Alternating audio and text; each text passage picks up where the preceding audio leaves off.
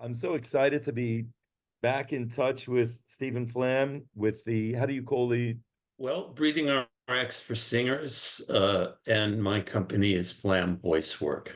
That's my own technique and group of techniques that I've developed over the years based on the work of Carl Stow. His work was called Breathing Coordination, and he figured out what the maximum capacity and training of the diaphragm should be so that we can do whatever we want better, like better breath support for singing, better athletic, uh, uh, use of the body, everything. So, well, we're very excited to, with our group of singers in this little WhatsApp chat that we have. We'd like to open this up to a panel discussion.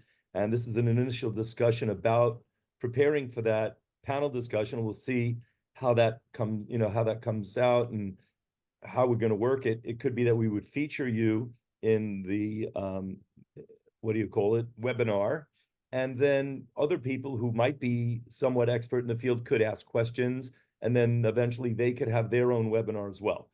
I think that's a great format for us at this point. Now, the first question is, because your technique is a little bit different, as you said, it goes against um, the old methods of teaching. Would you say that your method is an alignment with bel canto in some sort of way? True bel well, canto? bel canto just means really nice singing, actually. Like if you talk about the concepts of appoggio and all these other things, and the way breath support has been taught within the bel canto arena, right? Then I have to say, well, there's going to be some concepts that are going to actually look like they are against some of those concepts. However, this is the science of the diaphragm, and it's been proven and it's been tested. So it's actually new information for a lot of teachers. And about a third of my students historically have been voice teachers because they realize that there's something new here that they really want to know. Mm.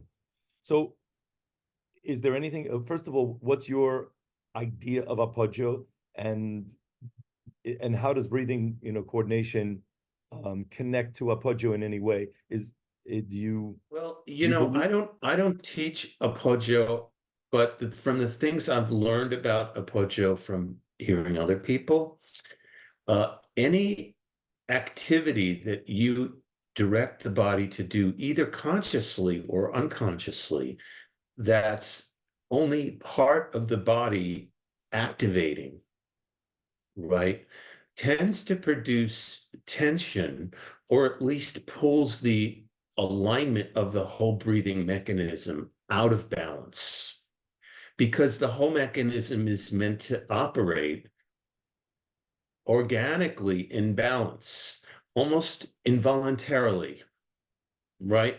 So learning to breathe and use the voice from an almost involuntary use of breath support takes specific training of the diaphragm in order to actually allow that to happen, because these techniques train the diaphragm beyond the strength and ability that it traditionally has had. So it actually stretches the potential and ability of a person in whatever they want to do, including singing in this case, beyond what's natural and normal, and beyond what's even possible with breathing techniques that, frankly, in the course of history, have been taught and understood as what's true for singers if they sing a lot and they naturally develop whatever diaphragm strength they do. Whatever normally happens in that case is what people have described as the sensations, and Appoggio probably grew out of that. However, this technique stretches the capacity and ability beyond that. So we have new sensations and new understanding to deal with. So that's very, most voice teachers find that very interesting when I teach it to them. It's interesting. After I studied with my last teacher, Avshalom, who worked a lot with the areas of specific resonance. And I know we spoke a little bit about getting the forward also ring going, and we worked in detail. I took a lot of his ideas, and I created my method, which is called the integrative vocal method.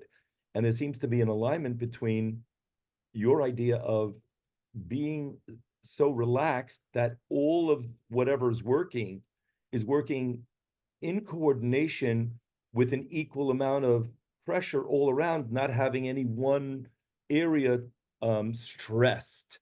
So I think there's an alignment already with this concept. Of course, I studied with you for a bunch of years. So um, I That think sounds actually, that does sound true. From what you're describing, it sounds like a compatible system. Yeah. so. Let's talk a little bit about the old bel canto and mythicize or demystify, take away some of the old techniques that need to go away, with the caveat that in the 20s and 30s and 40s or whatever, that generation of mid 1800s to early 1900s, they sang great. And we could hear it in the recordings of the first recordings of opera. And then you could see the devolution of the singers. I mean, there's still great singing going on today, of course. However, and the singing of Caruso and all those of the yesteryear was definitively superlative, just like in your mom's technique. So these are, the golden age of singers. So what were some of the things they were doing that were right, and what were some of the things they were doing that were wrong? Well, that's very interesting. And that would be really good with a panel discussion of more than just the two of us. But actually, I noticed, and I confirmed this with somebody else who was a bit of a vocal pedagogy historian, that around about the 1920s or 30s, the focus on vocal pedagogy changed away from what works physically and started to go into science and how to approach things mentally, with technique in more sophisticated ways, but it got away from what worked altogether organically. And what was in the books changed also slowly over the course of 2 or 3 decades. And now we have all of these concepts and techniques of, do this or do that, and maybe it's scientific and maybe it pulls from a different discipline and it'll help singers, and it usually doesn't, because if you lose the whole and the organic whole, you've lost the highest quality of what's possible. Does that make sense? Yeah. So tell us a little, give us a little taste of your approach. How would you get people to relax and support? Just to give it a little taste of that, and then we could go into a couple more questions. I know I'm Okay. another 5 minutes Well, now. sure, sure. I've got a few more minutes. The first thing that I tell people to do is relax and put a hand low in the abdomen and let the abdomen release into the hand, and put a hand in the upper chest and let the weight of the hand, arm, and shoulder weigh on the upper chest and release that. See, often teachers tell people to stand straight and pick their chest up. The problem is that they don't have the full relaxation and motion of their upper chest during breathing while they're singing if they're too straight and high, right? They kind of lock their chest up a little bit, right? And anything that prevents movement that's free will limit your vocal ability. So also in the lower hand, people talk about,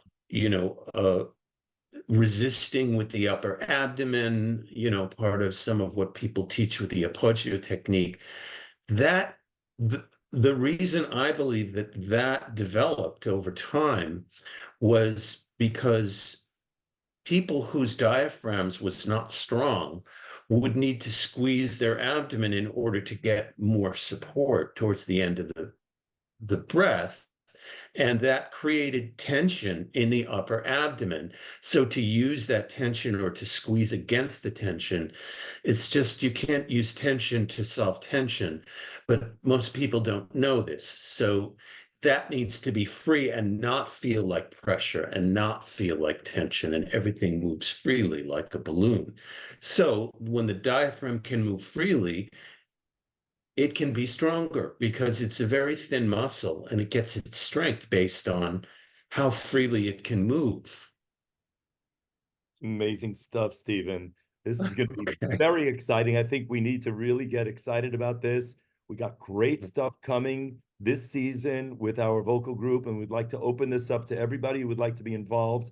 Just put your email below, your information, and we'll send you an invitation and the time. We'll have to, of course, work time difference. Usually for me, morning and afternoon, your time works for me because, otherwise it'll be the middle of the night. We're 7 hours ahead. Once again, great, Stephen Flam. And tell us once again the name of your technique. Flam voice It's work. Flam voice work, yeah. And breathing RX for singers is the technique. Yes. Fantastic. Stephen, love you. It's great to be back with you.